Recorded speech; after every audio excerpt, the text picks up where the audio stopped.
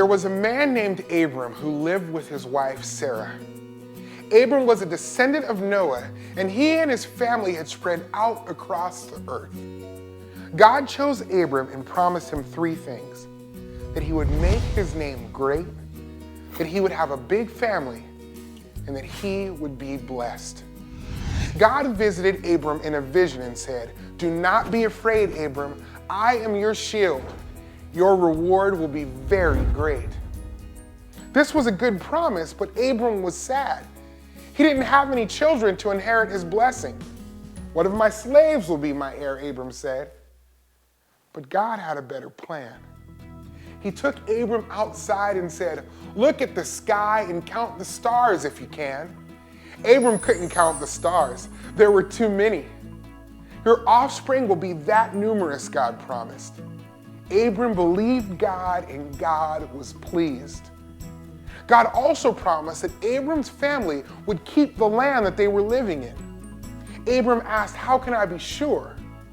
So God confirmed his covenant with Abram. He gave Abram very special instructions to bring a cow, a goat, a ram, a turtle dove, and a pigeon. Abram did as God asked, and a deep sleep came over him. While he was sleeping, God told him what would happen in the future. He said that Abram's family would be slaves in another country for 400 years before God would judge the nation and bless Abram's family. Despite this, Abram would live a long and peaceful life.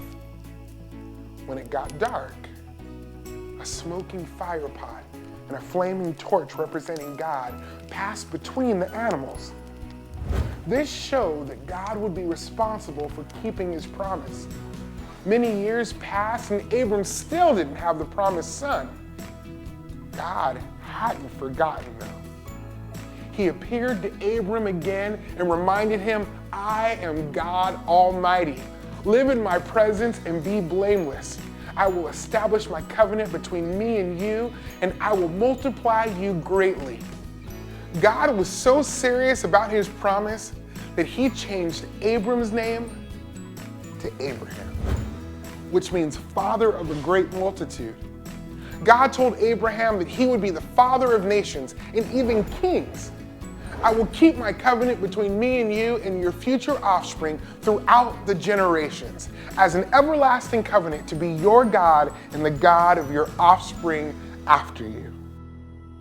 God chose Abraham to be the father of the nation in which Jesus would be born.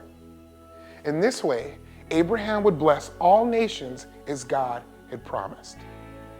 God also saw Abraham's faith in God's promises and counted it as righteousness.